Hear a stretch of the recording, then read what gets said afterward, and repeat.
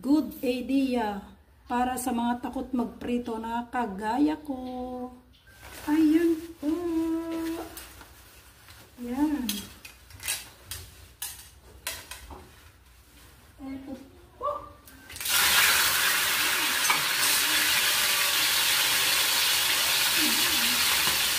Ayan.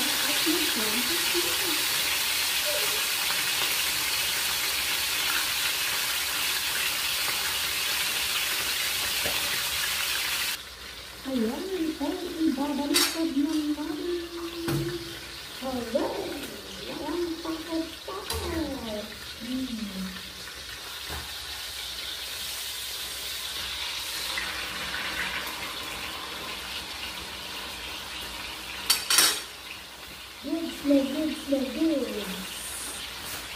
Okay, ayan na po siya.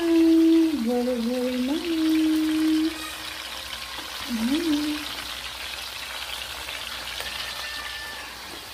At ito po ang aming rice.